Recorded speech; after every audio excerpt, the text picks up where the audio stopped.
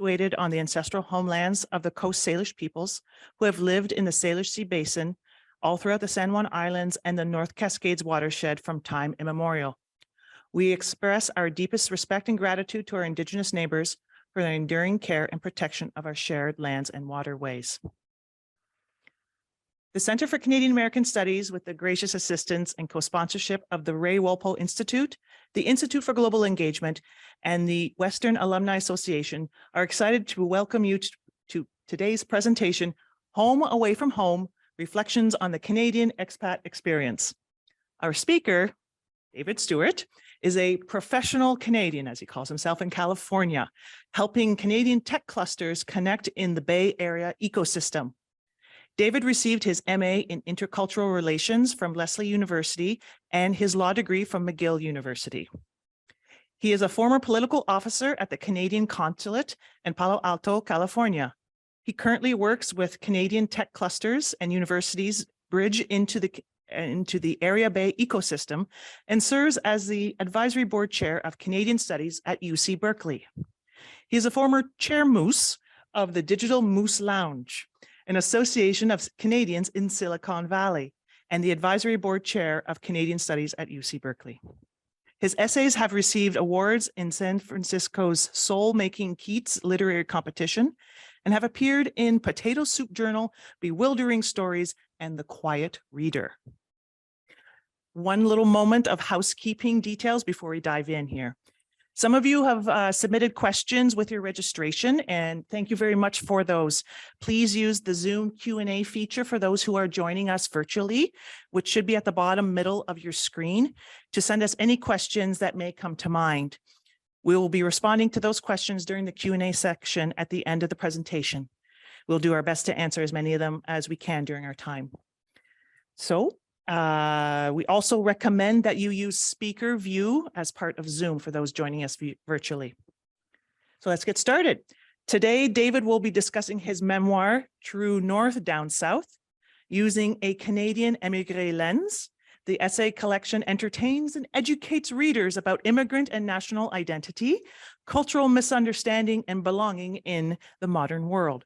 So I have read the book myself, and as a fellow Canadian expat who grew up in a French-English bilingual environment before making my way to the States for my career, I can say that much of what David wrote really resonates with me. So I would like to introduce to you, everyone, please welcome David Stewart.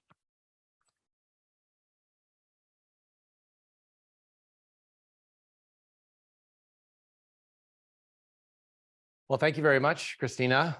And thank you also to everyone who's came out today in person and also on the Zoom, which is right here by the owl is the camera. So hello out there in Zoom land. What's that? Yeah, yeah, exactly. So I'll try to give equal time. And I also wanted to thank the Canadian American Center and the Alumni Association at Western Washington University for sponsoring the talk today, and just generally the whole community here for being so welcoming during my visit to beautiful Bellingham. I even wore the Bellingham flag pin just as a kind of a gesture of goodwill towards the community of Bellingham. So thank you. So I thought I would start with a little story that concerns my book. It's not in the book, it's a story about the book that came up while the book was in development. So my wife, Margaret, was attending the TED conference in Monterey, California last year, and she's actually here today. So, and she called me up. She was kind of excited on the other end of the phone, and she goes, "Hey, you're not going to believe it. I'm about to go into a session here with Isabel Allende. She has a new book out and she's giving a talk." Now, the reason Margaret was kind of excited is because she knew that Isabel Allende's book from 20 years ago, her immigrant memoir, My Invented Country, was a little inspiration for me. I read it and a lot of the themes resonated, even though obviously Allende's from Chile, I'm from Canada, seems different, like sure there's different pathways and we'll talk more about that. But I did borrow some of her themes of immigrant nostalgia in particular for my opening essay, which I'll talk about more later as well. And then in the closing of the book, I also made a few references and even quoted her. So it was a bit of an inspiration, and I thought, that's so cool. You're going to meet Isabel Allende. Yeah. So then she came back and she didn't really mention it for a couple of days. And then finally I was like, so you never mentioned the talk with Isabel Allende. Like, how did that go? And she goes like, oh yeah, well, I actually didn't really want to tell you because I thought you might be disappointed because I know you really like her writing and everything. But I reached up my hand in the auditorium where there were about 80 people. And I said, hey, my husband was really inspired by your immigrant memoir. And so, you know, he's apparently even borrowed a couple of your ideas for his stories. And she says, oh, that's so wonderful. What country is your husband from? And Margaret said, oh, he's from Canada. And Isabel Allende was like, oh, Canada, that's hardly a real country, is it? And Margaret was sort of thought that it might almost hurt my feelings to hear you know, a thoughtful writer that I admired talk about Canada in that way. But I said, oh, I'm so glad you told me, because it's actually one of the reasons why I wrote the book. Because there's this sort of dynamic that Canadian expats in the US talk about amongst themselves, although sometimes it's hard to articulate, but it comes up in different ways in different storytelling, that we often hear that Canada is really not all that different from the United States. It's a bit of a refrain that comes up. There was another book that came out recently that Christina actually published in called The Construction of Canadian Identity Abroad. A number of academics who think and write about Canada also contributed some sort of personal essays. And one of the writers, Stephen Hayward, wrote an essay that also resonated with me on the same dynamic. He called it Proving Canada. And he tells a story of going in to see his dean of international students for what he thought would be a routine meeting for what must be an oversight, that Canada wasn't on a list of countries that a student could consider for international study. And apparently the dean of international studies at his university in Colorado said, well, Canada is not really a different country. And he goes, but it is. And he said, well, you have to prove it. And so I think that in some ways, this project, which was a passion project of mine, was really an effort of proving Canada for my own kind of stories and purposes as a Canadian who had a journey into the United States, first as an immigrant, and then as an immigration lawyer, and then as a professional Canadian. So I think another dynamic that happens because of this whole sense that Canadian expats feel like they kind of have to prove that Canada really is a different place with some interesting stories to tell, is that as a memoir writer, I had to make choices of what stories to include. That was actually the first journey of writing, was to sit down and think, well, what stories do I want to tell? So kind of brainstormed, threw a bunch of ideas up there, and then tried to pick the ones that would kind of had a Canadian theme to it. And what I found is that because I'm in the United States thinking about being Canadian here, I often chose stories that could only really happen in Canada. And Stephen Hayward also kind of mentions this, that this is a tendency. And so I think in that way, this book, through the choices that I've made of what stories to include, really is a kind of Canada viewed from the lens of a Canadian emigre, because the stories are all just partly chosen to almost persuade American readers that Canada is different. An example is I have a story called Border Patrol, which tells of a time when I worked as a student customs inspector at the Toronto Pearson Airport. And a British tourist who came to my counter started saying that he shouldn't have to show me his passport because Canada is a Commonwealth country. And since Canada is part of the British Empire, he didn't need to go through Canadian customs and shouldn't be subject to Canadian law. And so after going back and forth, I had to ring a button and call the Mounties to come. And eventually, after some resistance, they hauled him away. and he was yelling, "I wear the crown," as they carted him off to an interrogation area. And so I just think that that's probably a story that, just guessing, probably didn't happen in New York.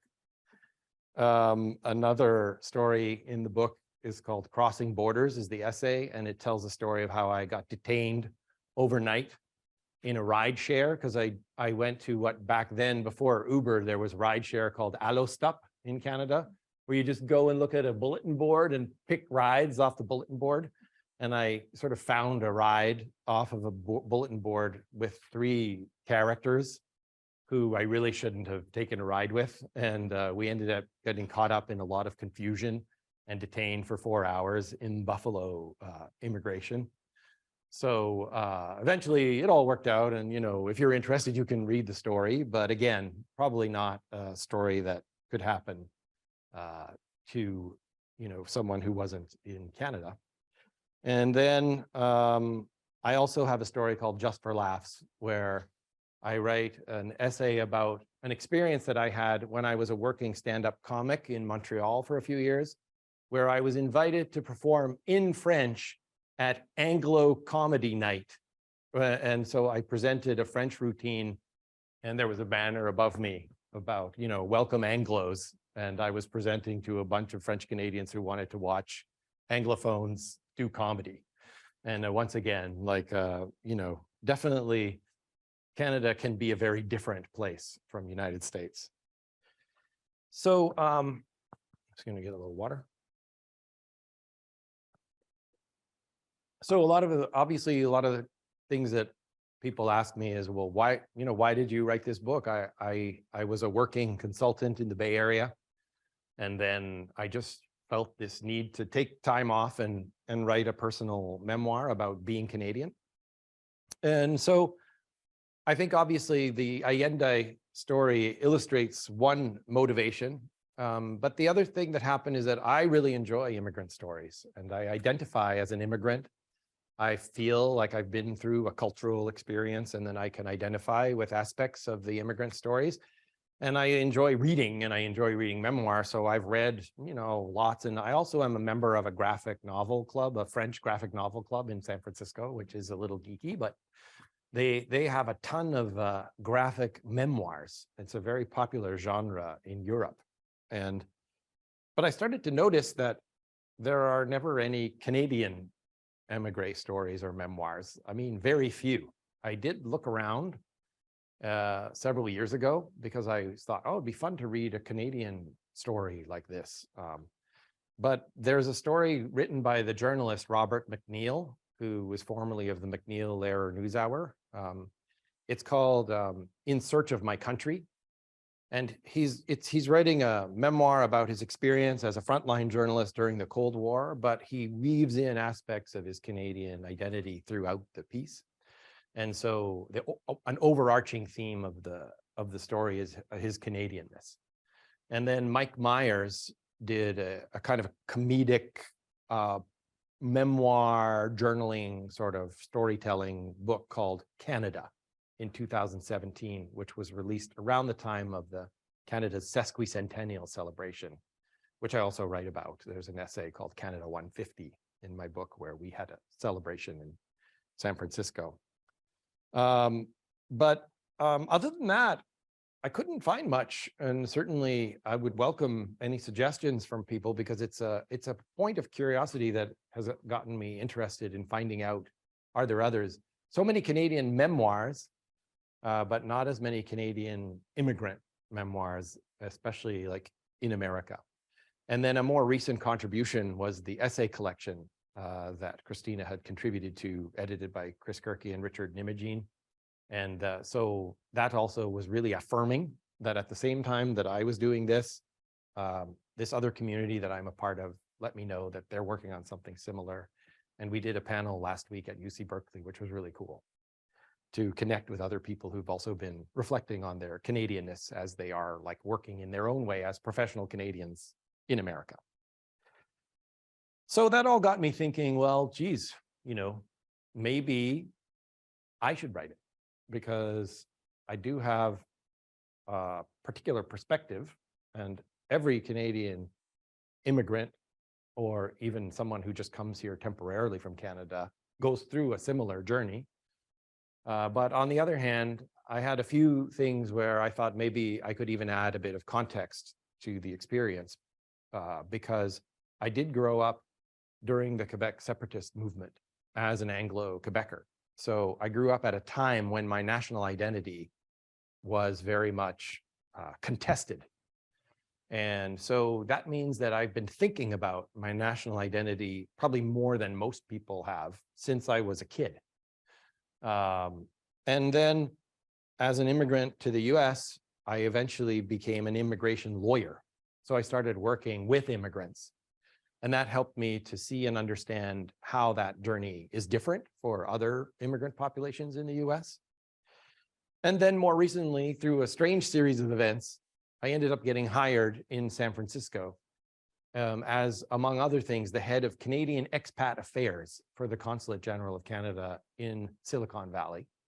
And I spent years helping to build a Canadian community in the Bay Area that I'm now very much a part of as a civic leader and program volunteer across a range of things that Christina mentioned in my bio. So, you know, I started to think, well, maybe I have some stories to tell and a perspective on this that could add a little bit of context for a reader that was curious about this dynamic. So 4 years ago, maybe 4.5, it was about 1.5 years before the pandemic hit, I was like, you know what, I'm going to do this. And so with the support of my wife, Margaret, I was like, would you mind if I started kind of like going to memoir writing workshops on weekends and just disappearing for a day or so? And no, she was very supportive. And I started the very first memoir workshop group that I found was, I tried to choose something close to home. And I didn't realize, but it was an elder group called Avenidas. And I had to fudge my age to get in because I was too young. I was 49 and you had to be 50 to get in.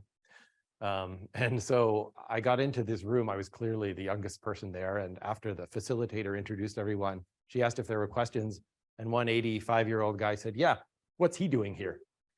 But in the end, I learned so much from this group of elders because I realized how important it was for them to tell their stories. There was like a grandmother there who was preparing a recipe book to share family recipes with her children and grandchildren. There were 2 or 3 men in their 90s and early hundreds who were writing down stories from their experiences fighting in the Pacific theater of World War II. And overall, there was this need and desire to tell their stories and share them, mostly for the benefit of younger people, I think. And I thought, oh, geez, maybe I'm like ahead of the curve here. I obviously won't regret it if I do this. So I started to get more committed. I started to go to memoir writing workshops in San Francisco and develop them in a more like craft-focused environment where there was rigor and tough questions. And eventually got the essays to a point where I hired a developmental editor. And the way it works in writing for people who haven't written a book is that you get a developmental editor who helps you move all the different parts around. And then from there, you get a copy editor who looks at the fine tuning. And then I had to work with 2 other editors for smaller assignments. I got a French language editor to go over and make sure that all my grammar and spelling was correct with the French, because there are French words sprinkled throughout, as Christina noted. And I also reached out to the Indigenous Editors Association in Canada and hired an Indigenous sensitivity editor because one of the essays is about how an event at UC Berkeley got me started on a path of thinking and reckoning about my identity as a Canadian, an American, and as a settler, to kind of better understand that journey. And so I wanted to make sure that I handled that with the right kind of approach. And I ended up connecting with a young writer, mystery writer in British Columbia, who's an Indigenous writer and editor in Vancouver. So learned a lot. And one of the things that came out of my memoir writing workshops in San Francisco was a frequent question. They would lay down the ground rules about how to give feedback, because we're all kind of making ourselves vulnerable and sharing essays that were still in development. And people would ask you, why does this narrator care so much about Canada? Or if they were breaching protocol, sometimes they would say, why do you care so much about Canada? And initially it was a little bit like, oh, I don't know, I had to think that over. But then the more I mulled it over, the more I thought, well, that's actually like a really good question. And it prompted a lot of reflection that if I'm going to tell a Canadian immigrant story, I should start with why Canada is important, or at least some theories of why I think Canada is important to this narrator. And so that helped me to develop some of the early stories in the first part of the book. I have an essay about how I used to go shopping with my mother as a child. And I spoke fluent Quebecois French from when I was like, because I picked it up from friends as soon as I could walk. And my mom had moved to Quebec from Prince Edward Island and didn't speak French and was very, like, felt a little bit isolated in the community because of that. So anytime she went out to run errands to the hardware store, to the grocery store, she would bring me along and I would translate for her. And it's called Shopping Companions. And it's like an insight, one of these things where if I hadn't been to memoir workshop and had to reflect, but then it's kind of profound in a way, because then you think, oh, wow, you know, maybe I hadn't thought about it, but maybe one of the reasons why I care so much about Canada is that having the cultural key to Canada helped me feel safe and loved as a child. And that's kind of an insight that I wouldn't have had if I hadn't have written the book. So I'm grateful for that. I have another essay called Moose Alert about my dad taking me out on adventures in rural Canada. He was a mining prospector, so he would take me out to crazy places, and we had an encounter with some moose on the Burin Peninsula of Newfoundland. And then I have a couple of essays, a few about the separatist movement and my experience as an Anglo-Quebec child growing up in Quebec. And again, as I mentioned earlier, having my national identity contested in that way by these political forces that were happening that were much larger than me, but kind of trying to write it as a child reaction and making sense of this dynamic. So I have a story called Arrêt Stop, where I kind of react and reflect on seeing municipal workers like blotting out the word stop because they were ordered to expunge English from all signage. And then I have another essay about playing hockey, street hockey. And then when the Quebec Nordiques joined the NHL in 1979, all the separatist kids started wearing Nordiques jerseys. So, you know, they're really stories, but they're trying to also reveal a theme of identity and belonging where I really kind of got a sense of being Canadian. And not just that, but having to defend and fight for the idea that I'm Canadian and that matters and it's important to me. So there. Taisez-vous. So over time, a series of essays started to evolve, and the book has taken a form, again, with the help of a developmental editor, with 28 personal stories and personal essays that tell stories that each one unpacking a theme of immigrant identity and belonging, but with a very Canadian angle to them. So as my character in the book gets older, I chose to write stories about the North. This idea of the North is a big part of Canadian identity. And so I wrote a story about going snowshoeing and getting lost in the woods and how that impacted me in my thinking about Canada. The border, when I worked as a border guard, I mentioned running into the Empire nostalgist at the border.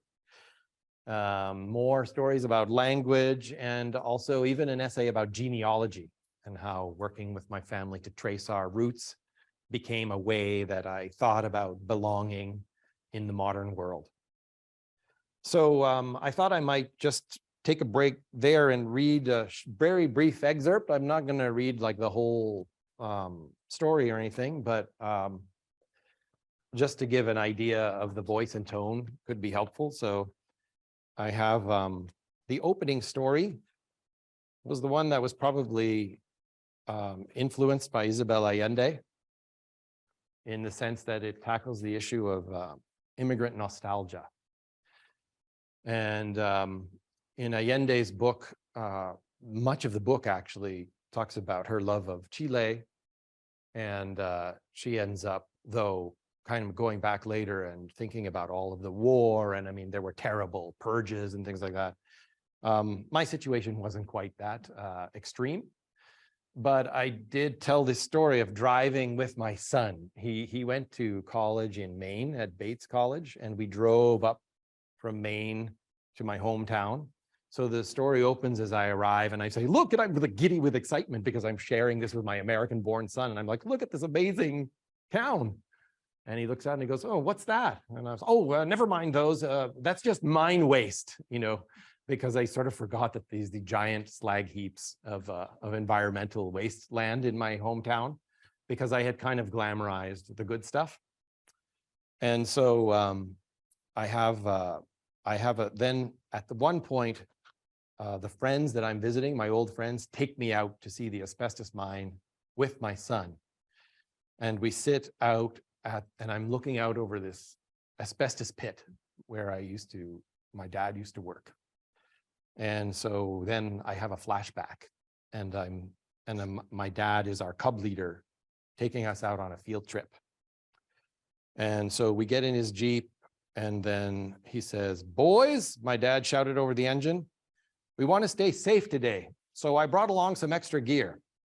He motioned to the rear cargo hold, where green hard hats, plastic goggles, and coils of rope were sliding around. Merci, Monsieur Stewart, said Alain. Ça va être le fun. Thanks, Mr. Stewart, that'll be fun. Quebecers often characterize pleasurable outings as le fun, an Anglicism that remains in wide use today over the objections of language purists.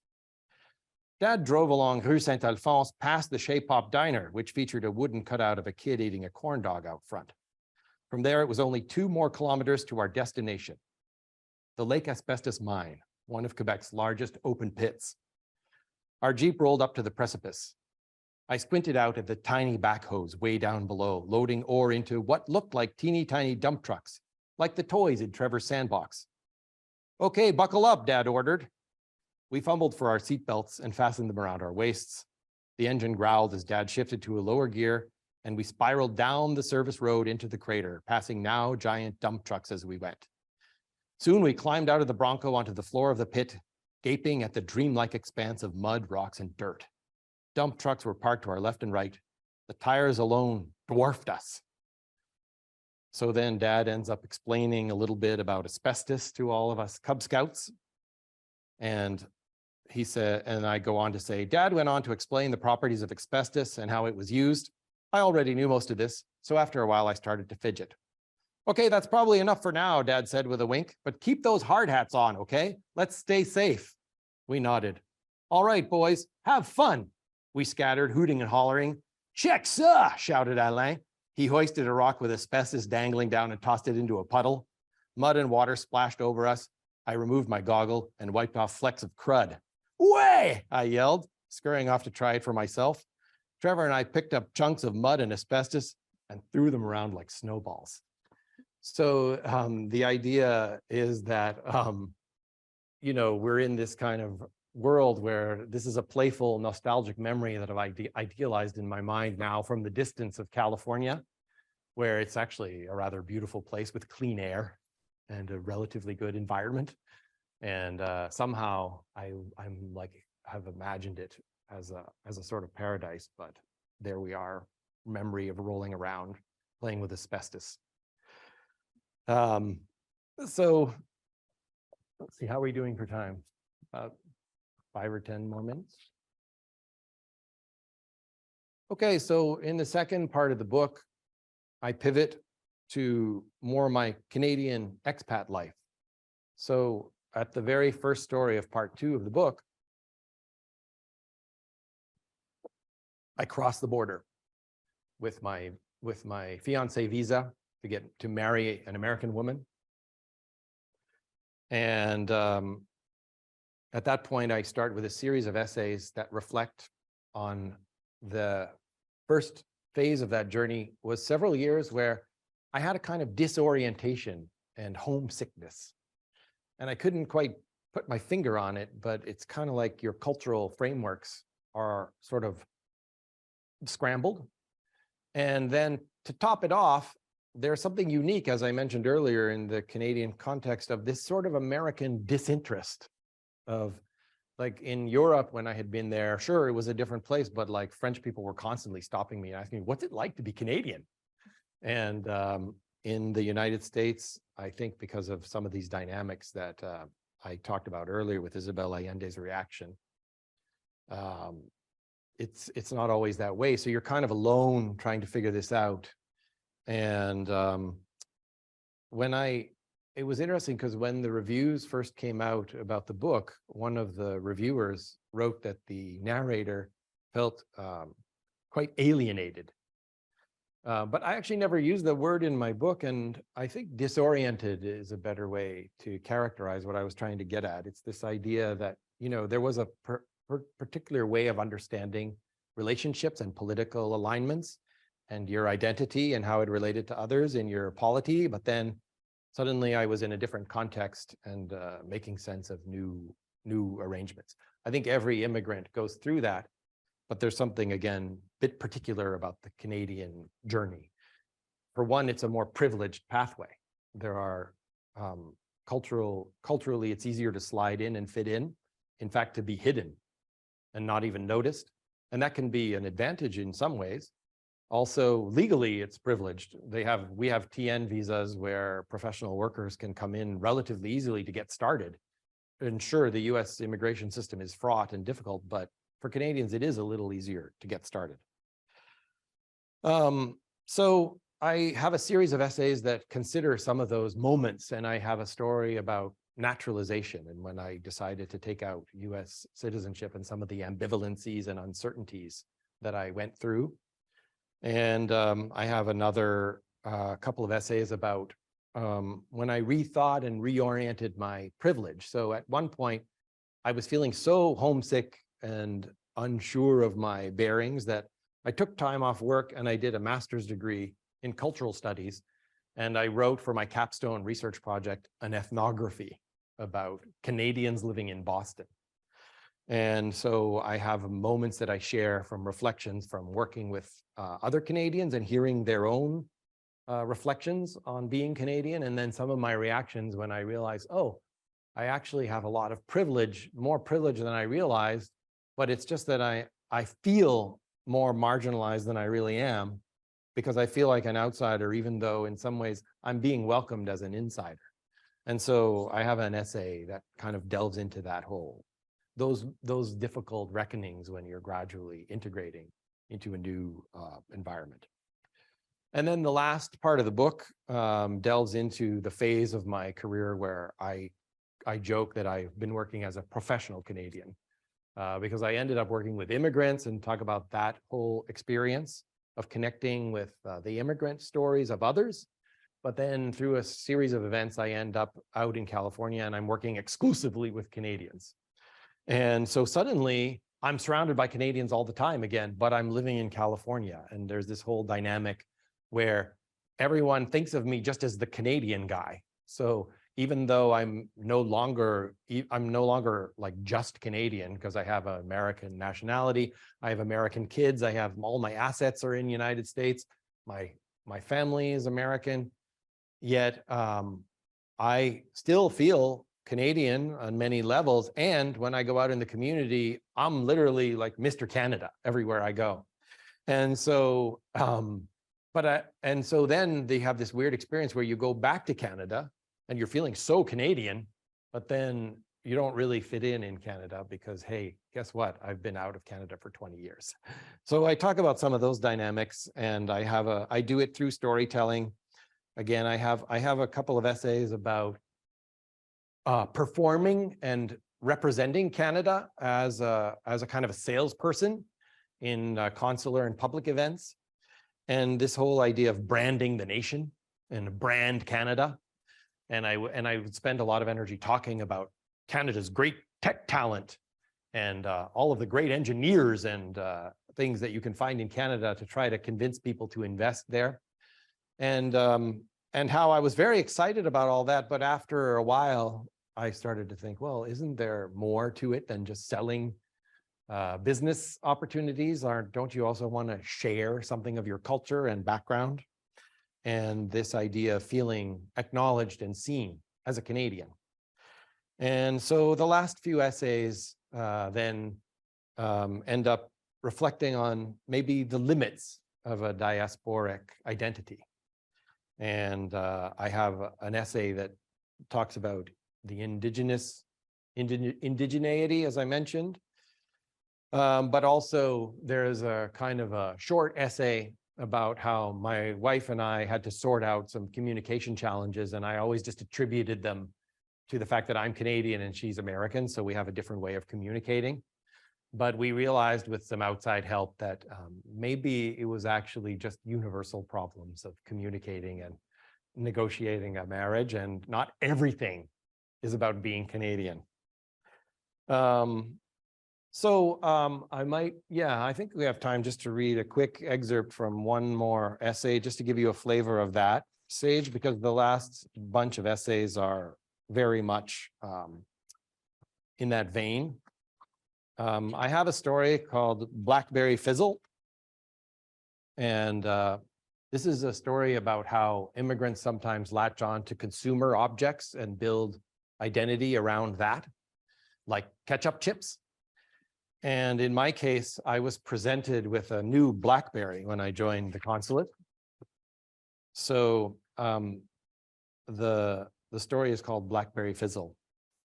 After welcoming me on board, the consul general handed me off to the consulate's administrative lead, Stephanie. She walked me through some questions. I'll just skip over that part. Finally, Stephanie presented me with the final item on her new hire checklist, a brand new Canadian-made BlackBerry. It was big and black, but not beautiful. A plastic slab shaped like a medieval shield with a QWERTY keyboard emblazoned across the front. I'd heard it was so indestructible that it could survive submersion in a toilet bowl, and so secure that it was the mobile phone preferred by governments and banks. Made in the Kitchener-Waterloo region in Southern Ontario, BlackBerry was a monument to Canadian ingenuity, sturdy and reliable without being flashy. Like a kid with a new toy, I fiddled with my gadget that night over dinner, checking emails, taking selfies, and sending instant BBM messages to my friends in Canada. I was delighted to find the game Brickbaker pre-installed. Over the ensuing weeks, my job took me all over the San Francisco Bay Area to meet local Canadians. Meanwhile, my wife Margaret was getting to know her new colleagues on the Google search team. Before long, Margaret and I got invited to our first social event, a barbecue at the home of one of her new colleagues, Kira, and her husband, Keith.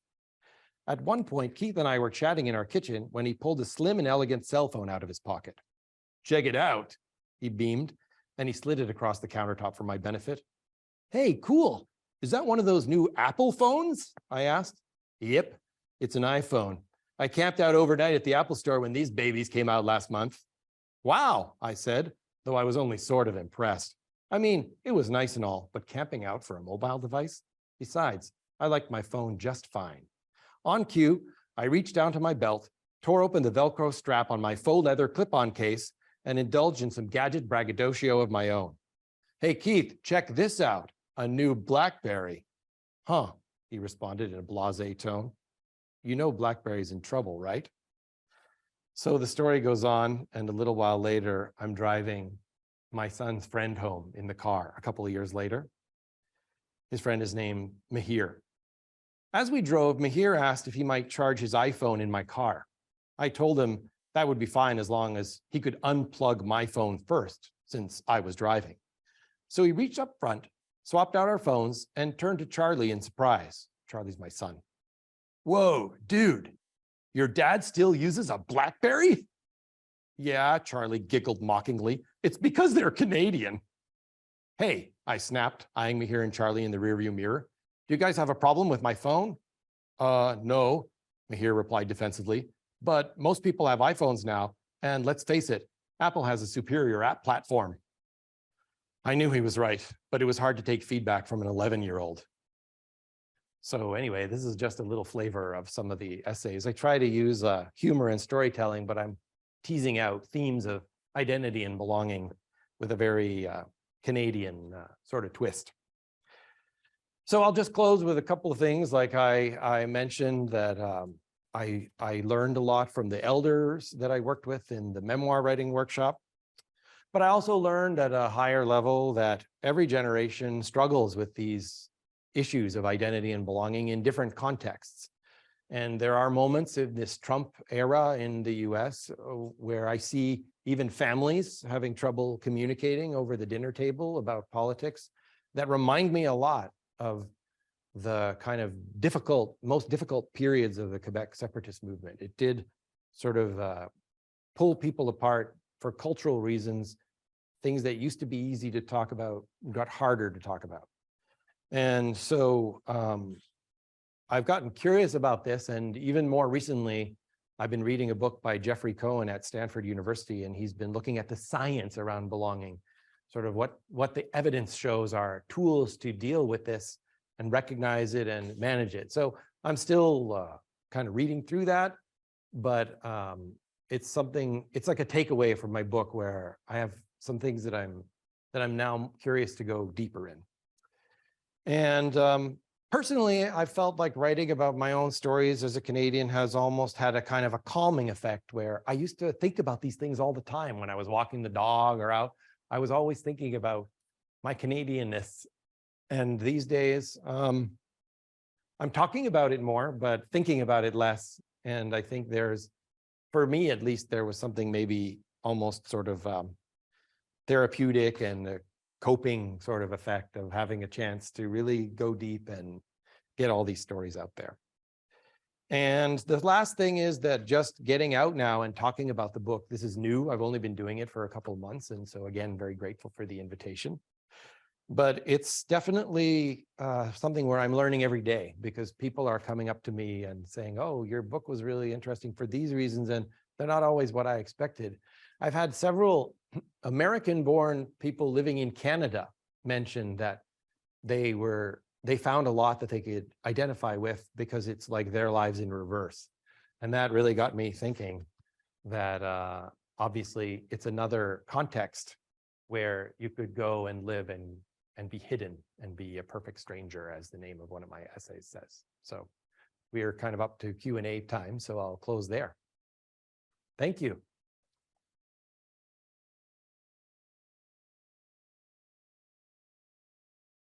Thank you so much, David. And now we've got time for some questions from the audience, both here in person and also online.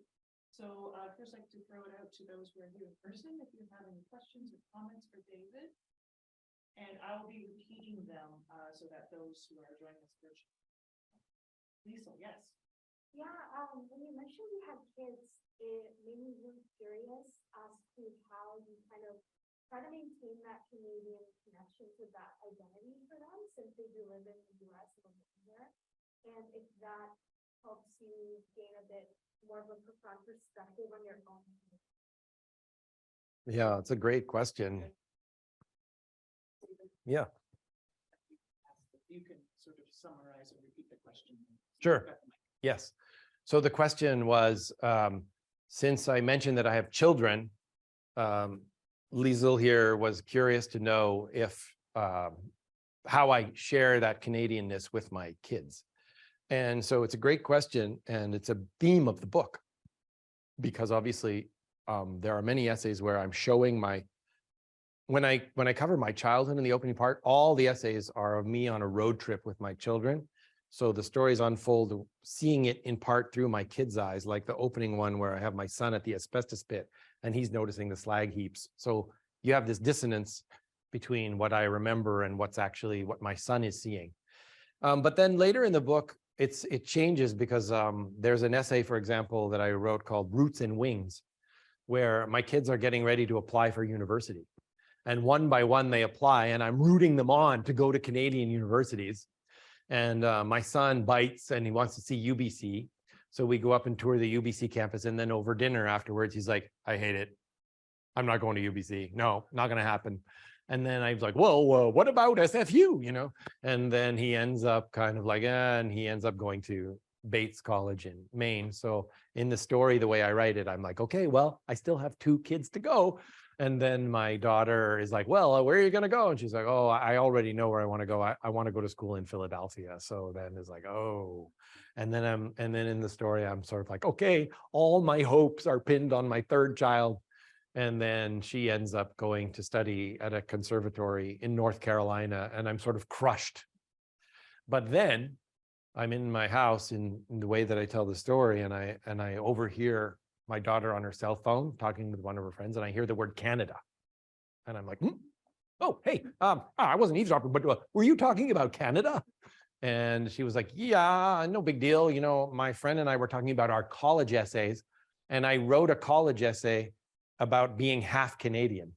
And I was like, really? And I was thinking to myself, why didn't you tell me? But she shared it with me. And then I share an excerpt where she's talking about how her heart grows warm when she's around Canadians, and how she loved singing "Oh Canada" at our Digital Moose Lounge events in San Francisco, and how she has a stronger sense of belonging and fun. And so that's why it's called Roots and Wings, because I sort of conclude that I've done the roots part and now I need to give them wings. But thank you for the question.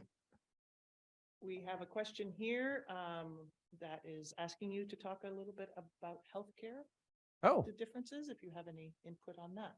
sure. So Canada, obviously, as everyone knows, has a public healthcare system. It didn't play out as a big theme in my book, but it certainly is a big theme of the kind of discussions around what distinguishes Canada from United States. The way that the Canadian healthcare system works is each province has their own healthcare system, and then the federal government gives out block grants with strings attached. So the federal government keeps a lot of control, but essentially funds the healthcare in partnership with the provincial governments. And so each province's healthcare system is different, and you get like a provincial health card. And some of the provinces do more semi-privatization than others, like in British Columbia and in Quebec in particular, there are more sort of quasi-private or private functions, but in a mostly public sphere. And then other provinces, like I think in Saskatchewan and many other provinces, it's really all public. And whereas obviously in the United States, probably many of the callers are familiar that it's all insurance run. So it's very different. My own experience was good in both places, but I probably had a very privileged experience because I lived near big cities in Canada, and because I had health insurance through either jobs or my wife's jobs in the United States. In the United States, the big challenge is when you lose your insurance, you're hosed. But in Canada, the problem is if you're too far from an urban center, then you're hosed. And so it's very hard to have good services in remote parts of Canada. And the other challenge that can happen in Canada is depending on the function, like some of it is working okay, but some of it has really long waiting times. And I've even heard from some people recently who've gone back to Canada who say it took them like a year to find a doctor when they moved back to Canada from the US, which I didn't realize that it had gotten that difficult. But in any event, certainly from a social justice point of view, it's a kinder, gentler system to have public health care. And that's my view. And as a Canadian, something that I always took for granted. So it's one of those disorienting things, because in the political debate, public health care is not really on the radar at all. Like there are debates about creative ways to fund it and how to have more public options and so forth, and Medicare, expanding it. But for the most part, the debates are about Obamacare, which is really Romney Care, which is a market-based solution. So yeah, I don't know if that answers the question. Any other questions from the audience here? Yes. old were you when you first moved to America? And when you were younger than that, did you visit America often, or was it like the first time you came here? Oh yeah, great question. So yeah, so the question was, is how old was I when I first immigrated to the United States, when I entered as an immigrant, and how much had I been to the US before that? So yeah, that's a really interesting question, because I think that it could really impact how I saw and experienced it. And certainly a lot of Canadians these days go back and forth a lot, and it's easier and more common, I think, especially among younger Canadians, to think about going to the US or even working for a time. But in my generation, we didn't go in that much unless we had a reason to go. And so I was 26 or 25 or 26 when I entered the US and stayed. So it was 26, I think. So it's basically half my life. And until then, I didn't know the US that well. So basically, we used to drive through Maine to get to Nova Scotia, and New Prince Edward Island, where my parents' families lived. So I knew Bangor, Maine was because we used to drive through there and stop, and the woods of Maine. And one thing that's interesting in Quebec, which is quite populated and dynamic, right up to the border, all the way down like around Sherbrooke and Lake Memphremagog and the Eastern Townships. And then when you cross into the US anywhere up there, it's just wilderness. In northern New Hampshire and northern Vermont is like the Derby line, and then Maine is just total wilderness. So I always had this notion of like, not much going on in this country. But then I had visited, my other experience was visiting like Margaret, when we were engaged to get married, I did spend some time. I went down to Knoxville, Tennessee, where she was living, where her family was, met her family and stayed for a few months. And I did an internship at a law firm. So that was also an experience of working as a Canadian. When I first arrived, the guys were like, oh, are you a Canuck? So it was definitely that kind of approach of I was a novelty, but they also would make jokes about, oh, I thought you were a Yankee, but you're okay. So there's that kind of thing that I had to get used to. Does that answer your question? Okay, thank you. We have a question that's come through on the chat. So Yep. Actually, it's a little lengthy, so maybe I'll have just you come over and read it. Oh, sure. Yeah. So that then we don't have to Yeah, the owl will even follow me. write this one as a Floridian. He has a should I just say it? Okay. Yes, please. The question is, as a Floridian, a romantic view of Canada often emerges in casual conversation as a possible refuge, sometimes jokingly, as in, how much longer until we move to Canada? I wonder how you respond to such comments. Or put another way, how does the American perception of Canada compare to your nostalgia? Interesting. Yeah, that's a great question. So this is something that I used to get a lot in North Carolina. Anytime there was an election in particular, the calls to the consulate, because I got to know people at the consulate in Atlanta as well. And anytime there was an election, the number of people calling about immigrating to Canada would explode. And then after the election, things would die down. And actually the numbers weren't all that big in the end. So there is this tendency to posture when the politics don't go your way. Oh, we're going to move to Canada. So I think that it's similar to perhaps how I nostalgized elements of Canada. The difference is that some of the stories that I wrote about that nostalgic view of my hometown and home are a bit wistful. And I noticed this, that even though the part about playing in the pit are more frolicking and fun, but the stories overall have a wistful sense to them. And later in the book, things are more ironic and winking and having a little more play. And so there's this sense of loss that informs some of the earlier stories. And so that's more of the nostalgia. Whereas I think that the American sort of, oh, well, we could always go to Canada, is probably like reflects more of a frustration with the, oh, geez, you know, things are so bad, I just want to get out. And that's because the rancor is very high in the political debate. And I mean, we had similar things even in my early essays. One of the reasons that I was open to moving to the US, because initially I had been asking Margaret to consider moving to Canada and maybe we could settle in Toronto. She was certainly open to it, but opportunities took us to the US. But in the book, I write about how the rancor around the separatist debate was wearing me down. And I didn't necessarily, I wasn't like, oh, well, I'm just going to move to the US, but it was kind of like, oh, well, you know what, maybe I need a break.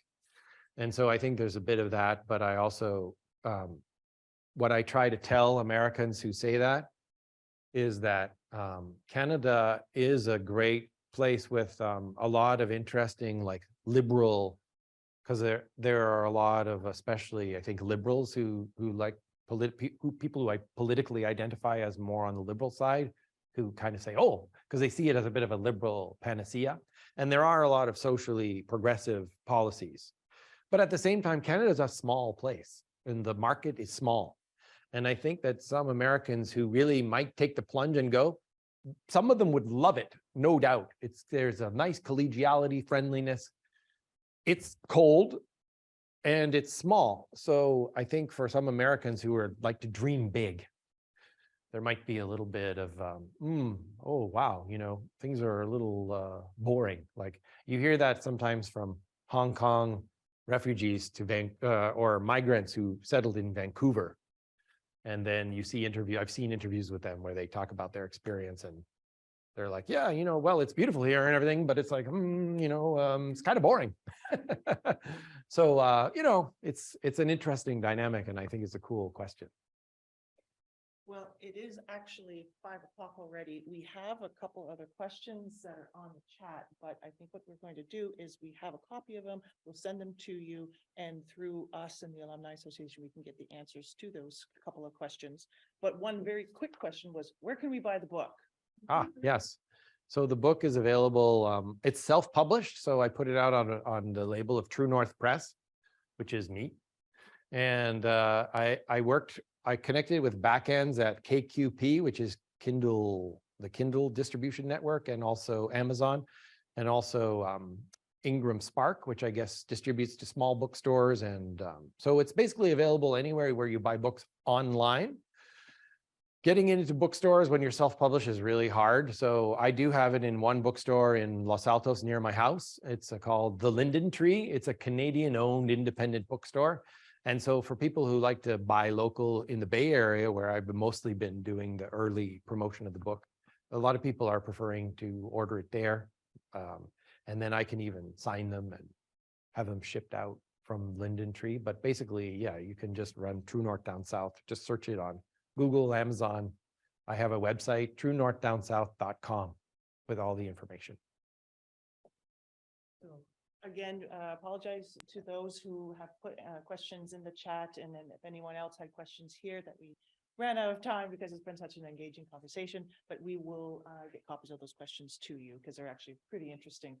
I'd like to thank you so very much. My pleasure. And from all of us here at Western Washington University and Center for Canadian American Studies, thank you so much for joining us today and telling us about the process that led you to writing your memoirs and the excerpts. We greatly enjoyed hearing all you had to tell us.